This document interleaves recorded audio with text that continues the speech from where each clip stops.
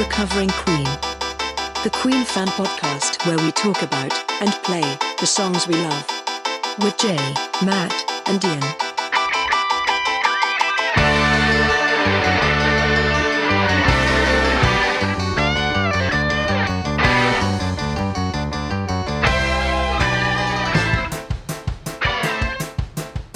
Welcome to the Recovering Queen podcast, where we cover a Queen song, talk about a Queen song, and try and uncover the methods and the madness of the greatest band that has ever been and possibly will ever be, Queen. And with me, as always, are Jay and Ian. Hello. Good evening. Right, what song are we doing today, guys? Pleasure Well, you'll is... be delighted to know. Not quick enough, Jay. Not quick and loud enough. Go on, Jay. Pain is so close. I couldn't even do my joke now. Not that it was a good joke. Definitely not What now. was the joke? Well, I don't want to go go on, into it. so- I don't want to go into it. I don't want to go. Move on. Someone else take the mic. So what track are we doing tonight? Pain is so close to pleasure. Wow. Did you know, and what I didn't realise, this was a single. Oh, yes. Like number 6 or off the album, was it? Or 5, 6? Yeah, A latter one. This wasn't a lead single. Yeah. No, but it came out before Who Wants to Live Forever as a single. No. Yeah. No. Yeah. Yeah, but where did it come out? Not in the UK, I was going to say. Not in the UK, but it went out in the US, Germany, and the Netherlands and Australia, whereas Who Wants to Live Forever didn't come out in the US. So obviously they thought curious. Pain is so close to pleasure is better than Who Wants to Live Forever as a single. Well, that's misguided. That is definitely misguided. I would say it's worse. Yeah, it did chart at number 43 in Holland, and that's it. Wow. That's higher than I would have thought. So this track, it really gives me PTSD. So we used to listen to this, the whole Magic album, going on holidays when we went to Wales, and I'd be in the back of the car, be on repeat, and it would, and I'd be like, oh my God, I feel sick from the driving. And then that song would come up, and it's so, the word cloying. Even to this day, even if I hear the start of it, that's it. I'm off, nauseous. It's the keyboard sound. It's so Horrible. crap, and the drum sound is terrible. The production, I think, might be one of Queen's worst productions. It's the lowest point, isn't it? Let's be honest. It's the lowest point in production of the production. Yeah. I mean, it is absolutely awful. But because it's basically Cool Cat Part 2. Like they were so chuffed with Cool Cat on Hot Space, they thought, how are we going to follow that up? Let's do another. I mean, one. it sounds like it should be off Hot Space. Yeah. Yeah. Anyway. it does, It's just- doesn't it? But can I ask, do you think that they're being serious on this track? As in, do you think John and Freddie have sat there and they're kind of seriously working through? Or do you think that they really do have the plan to make it silly and throwaway? You know, this is just Freddie being Diana Ross, and that's it. It's just them doing what they're doing, isn't it? They've got form, as you said, Cool Cat and Hot Space, and then Rain Must Fall, My Baby Does Me. It's of that Mercury Deacon school. They've got form, haven't they, on this kind of track? So I think that's a really kind thought. I can see what you're trying to do there, Matt, trying to rescue them with this track. But what's even more bizarre is it was started off as a Brian May track. Brian May, it's a throwaway Brian May. It's a riff. guitar It's a riff, though, isn't it, Yeah. from Brian's? Yeah. Oh God, don't! It's starting. I'm starting. I've got to go. I know. I've got to go. All right. Well, so it's not. but it's not a co-write, is it? It's No. It basically Freddie and maybe John was going to Freddie. I remember that riff that Brian was playing yesterday. I'm going to take the piss out on the synth, and he's like playing it on the synth, and Freddie's laughing his head off because John's going and like doing a Brian impression. Like they're probably taking the piss out of Brian, and then they go, and then Freddie starts singing, doing a Diana Ross falsetto voice over the top of it, and and they go, it's actually quite a good melody. And then Roger presses the button on the drum machine. No, Roger's not there. Roger's not there. invited. So yeah.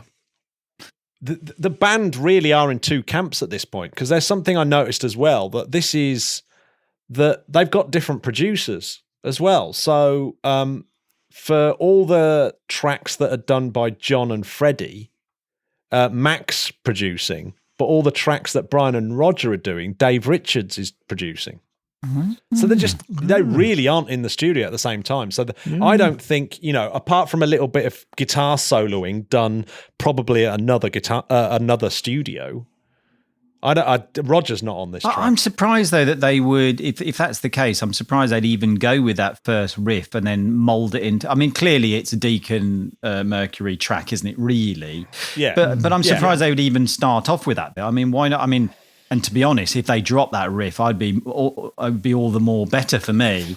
So why even include it? Because I mean, that's such a horrible juxtaposition to the Motown sound that they've got going on. Yeah, and why play on a crappy? Why play the bass part on that crappy synth? Why not replace it with a nice John Deacon bass line on a proper bass as well? Everything's horrible. The production. Yeah. It's almost like they're trying to make it sound rubbish. And they succeed. Yeah, but succeed. I actually don't think it's a bad track. I think that there's good melodies in there and there's good songwriting in there, a bit like Cool Cat. Well, it could be an amazing track, couldn't it? Yeah, but looking through some of the lyrics as well, never really looked at them before, but in preparation, it's almost identical to Rain Must Fall, isn't it? Sunshine and rainy weather go hand in hand together. And there's something else about if you're happy, then someone else is sad. Yin and yang. Yin and yang, pain so close to pleasure, obviously. Black and white. It's Zoroastrian faith all over again. Some days you're feeling good. Some days you're feeling bad. That's true, actually. Wise words. That is true. Wise words. Yeah, but very, very Rain Must Fall. Well, even Pain and Pleasure, even the title itself is a borrowed lyric from the album. It's like fragments of other things. It's a fragment of a guitar riff, a fragment of a lyric from the same album. What's Pain is so close to pleasure from then? It's from 1 Year of Love. Oh yeah. Because pain is so close to pleasure. Yes. I mean, you can kind of imagine, can't you, what to me might have been the intention with that sort of Motown sound, and you've got Freddie doing his very last falsetto, I believe, on this track. But you can kind of imagine it, and if you had some of those sort of Supreme style backing vocals and maybe some actual original instruments in there, you can kind of hear what it could have been, and that makes it even worse for me, because it is lovely melody actually. It's almost like they have written it for someone else, and it's a demo for like sending off to Diana Ross. Like if this went, if this got sent over to America and you had like a top producer and Diana Ross covering it would be a smash hit. It would be great. I suppose we're still only in, when are they recording this? 86, 85, 86. So we're not that far from the old school sound. So they probably wanted to sound modern, didn't they, in this? So if they'd done the whole wall of sound production, that was probably hopelessly out of fashion at this point. So a few synths, what was it be? The height of the DX7 era? It's definitely, it's a DX7 for sure. Yeah. And I think it's the Lindrum again. Right, yeah. So it's not particularly different to what they had for Hot Space, really. Apart from perhaps the DX7, that'll be the thin FM synthesis sounds are now de rigueur, and they just wanted to sound like that rather than nowadays you would make it sound like Motown and it'd be really cool. But, that's it, isn't it? Really. But then what were the Motown artists doing where they were getting it right? Well, they probably weren't in the mid-'80s, were they? It was probably... I don't know, because Diana Ross was around at the time, wasn't she? She was... Yeah, she had that She was having a few hits. She had that huge Chain hit, Reaction. Chain Reaction, yeah. That's a good call, actually, the Chain Reaction song. If you think about that song, now that's a smash hit. Yeah, exactly. Pain is so close to pleasure, not so much, in comparison. Yeah, but I think it's only down to production. I'm not, because I think the song... Because I was listening to the song today and actually was quite surprised by how good it is as a song, but how terrible. Like, I literally couldn't get over how bad the production was. I couldn't remember it being that bad. But I remember not liking it at the time. I remember thinking that It's a Kind of Magic was a bit of a duff album, apart from the big tracks that were brilliant. But what I don't understand is that they've already done Hot Space, and that really was met with mixed reviews. And it's probably only latter years where people have, had a second look at Hot Space and realised that it is in fact genius. But at the time, they would have thought, well, we didn't really do, we didn't have a great sort of success on Hot Space. So why go back there? I don't understand it. I just think they were being a little bit lazy, and that the band was a low priority. And there's an ace John Deacon quote from the period where he was interviewed because he was opening a studio with a friend of his in London. So he's like a business owner in a studio, and he was being interviewed, and he said, and someone's asked him about Queen. He says, "We're not so much a group anymore. We're 4 individuals that work together as Queen. But our working together with Queen is now actually taking up less and less of our time. I mean, basically, I went spare, really, because we were doing so little." Wow. I got really bored and actually quite depressed because we had so much time on our hands. Oh, no, that's John Deacon said that. Yeah, That's John Deacon. Yeah, because he can't do solo albums. Like, this is, someone's asking him about solo albums. It's like, I can't sing, so I can't do a solo album. Yeah. And it's like, and he's also said in previous interviews that solo albums are a waste of time. It's like, well, because it's like, why you just get, if it's working, if you've got a band that works, then why not do it in that? And and it's like, so I think they are not they're not in a great place, are they? In this period, in terms of and this together. Is the no quality control on the songs at this point as well, isn't it? It's whatever John Deacon brings to the band, they do on his terms, and it goes on the album for his quota of songs. In which case, has he got 2 on this? Well, he's got 1.5, hasn't he? Because he's got a co-write with "Pain is So Close to Pleasure" and "1 Year of Love," isn't it? Yeah. What about "Friends Will Be Friends"? Yeah. Oh, and "Friends Will Be Friends," but that's another co-write, isn't it? With Freddie. Yeah. I mean, I think so. Obviously, John and Freddie are sort of hanging out together, but Hot Space has massively dissipated the band, doesn't it? It's basically Freddie and John still want to go off and do this funk kind of disco thing, even though it's been fine, even though it's been a big flop. And they sort of get back on track, don't they, with the works. And then they do Live Aid. and so they should be on a massive high at this point, shouldn't they? Yeah. But and I guess One Vision is the sort of, I mean, One Vision boded so well, didn't it? Yeah, it's like, oh my God, the next Queen album's going to be amazing. Yeah. I still think it shouldn't have been on Kind of Magic, One Vision. It would have been so nice just to have that as a standout single that was released. It was like a year before or something. It would have been so nice for that not to have been on this album. Well, it doesn't really fit on the album, does it? No. Well, because it's not in Highlander for a start off. Yeah, it's got nothing to do with Highlander. I mean, we talked about it before, haven't we? It's a bit of a mess of an album, really. It's neither one thing nor the other, and I think it suffers from that. Yeah. But the keyboard break in it, I'd almost cried when I listened back to that today. And then, I mean, it's Brian's okay, isn't it? It's a very Brian May guitar solo by numbers, isn't it? It's like, okay, well, I can not this. He must have spent all of 10 seconds on it.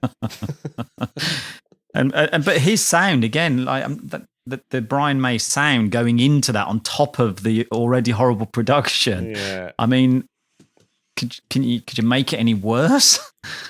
So obviously you haven't done a faithful cover version of this, Jay. You have completely changed it radically. Nice. Sounds like you had a bit more fun with it. It's so weird. I mean, we discovered this earlier on, didn't we? That you just, I don't even know why I had a look at this track. I guess it was probably because, as we've all experienced, a lot of Queen tracks are quite difficult to play. And I think I was just playing through a few chords and I thought, oh, this is going to be horrible, but I'll give it a go. But I know what it was. My mic was distorted when I was singing, and I thought, oh, okay, that actually sounds a lot better. So then I just speeded it up and did a sort of, a strokesy type version on it. And I actually really like it. I really like that. It's so much better. It's just like, wow, yet again, there's a bloody great song in there. And that kind of annoyed me more because of the, what could have been because I would have liked to have heard them do it in a a proper Motown way. But the version I do is very rocky, early 2000s kind of strokesy sort of vibe, and I loved it. It was just so much fun, to just. I don't think, I can't remember now, but I don't think I used John's bass line or anything. I don't think I used anything other than the lyrics, and I think I might have even changed a few of those just to fit in. But yeah, I mean, I do listen to the song slightly differently now. I have a lot more appreciation of it, and I never go near a Queen song now. I've definitely learnt my lesson. I never go near a Queen song and think this is just truly terrible. I always think, yeah, but I bet it's not really. I bet there's something really great in there, really.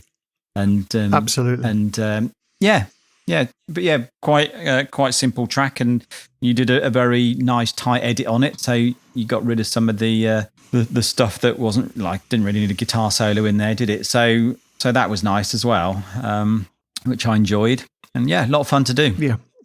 Yeah, absolutely. It's made me listen to it in a different way, the original.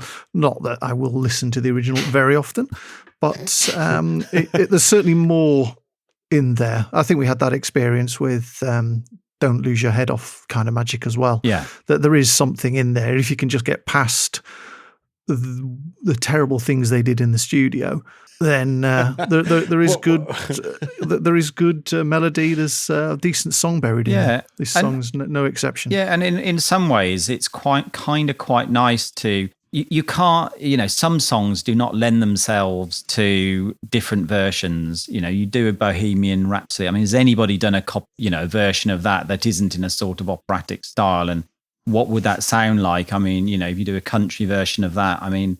But a song like this, it is just a pop song at the end of the day. So you can do it in different, it'd be interesting to do it in the same way that you did Cool Cat or Rain Must Fall as well. Yeah, you could have done lots of different versions of it, couldn't you? And they would have probably turned out really good. Basically, you could have done probably any kind of version other than one that Queen did, and it would have turned out great. I mean, I think you could really have a go at doing a Motown production on it. Yeah. And seeing if you could trick people into thinking it was a 60s Motown track, if you really went for the sound and everything. Yeah, be lovely to hear, wouldn't it? I think you could do it, and it would definitely be better than what we've got. But I've got a question for you, Jay. Is lyrics wise, what's it about? Is it simple, or is it an S&M song? Trying to get. Well, we knew this was coming. We prepared ourselves. Is that a joke? Oh, where are we going with this? So, we've got a clean rating, Matt. Yeah, I don't think so. I think again, it's quite straightforward. It's I think Freddie is vulnerable and wears his heart on his sleeve, and he gets hurt. He gets hurt very easily in relationships, and he goes looking for pleasure, but unfortunately, all he gets is pain. And when you can't regulate your feelings successfully, that can often be the case. And in fact, isn't it the case for all of us? But I think particularly for Freddie, and trying to get look for that long-term relationship, which I think he coveted. I think he's particularly found it difficult in relationships, and so he's sung a lot about it, hasn't he, over the years? Breakups and pain and emotional difficulties in relationships. And power to him. It's lovely for all of us to hear, isn't it? In a way. Yeah. Well, I think it's definitely Freddie's best writing mode, isn't it? Yeah. I much prefer that than Is This the World We Created, or that writing mode. Yeah, he always soars, doesn't he? He soars when his heart's broken, basically, and that's the kind of the tragedy in a way. But that's what annoys me about this song, is it's too silly. As in, it just feels too frivolous, and it's just like, well, Freddie, are we supposed to take you seriously about it's okay to be fun, but it's just a bit too silly, isn't it? It's not. It's the wrong side of fun. It's a kind of tragic, I would almost say. Don't edit that out. Don't edit out and then claim it. No. Well, I was going to say, oh no, I've stopped recording. We'll have to record this one again. That's a trademark. You heard me say TM. And on that classic one-liner there from Jay, we need to get the ratings in for this for this track. We've done 25 minutes. That's ridiculous. Yeah. So Pain Is So Close to pleasure. Matt, does this song give you pain or does it give you pleasure? What are you giving this out of 10 in the whole of the Queen catalogue? Out of 10, what are you going to give it? No half marks. I'm going to give it 4. 4. A generous 4. I'm going to give it a 3. Jay. I don't really like it very much. Jay always bumps the score up, but I'm interested. This isn't a 5 or above. That's obvious. I'd given it a 1 if I hadn't gone through and realised it was a really lovely melody in there. It's a 3, isn't it? It's a 3. This could be the worst track. Wow. So there we go, scoring a not so pleasureful 10 out of a possible 30 for Pain is So Close to Pleasure. So here it is, Jay's version of Pain is So Close to Pleasure. Oh, what were you going to say, Jay? Well, that's the crazy thing. It's like, so I was looking at it on YouTube. People love it. Loads of people absolutely love it, and we didn't really reflect that in our, it's what we think, but people do genuinely love it as a track. And I was quite surprised. I didn't see one bad comment about it. And on the internet, that's not bad. Well, yeah. Yeah, but that's the weird thing about the internet is that once you're on the loop, you only see the good, as in, like, you look at a good, like, because I saw the same with the YouTube reactions to Jesus, and it's the same thing. It's the same story. It's like, oh, it's amazing, it's amazing, it's amazing. And then you're on the it's amazing loop. And to be fair, most people don't slag off or it's unusual, isn't it, to be too harsh on art. I think you'll find that there's a lot of people out there that are very harsh, Matt. And be very careful about which websites you go to if that's what you think. Isn't it normally the third comment on any YouTube video is this is like worse than Hitler or something?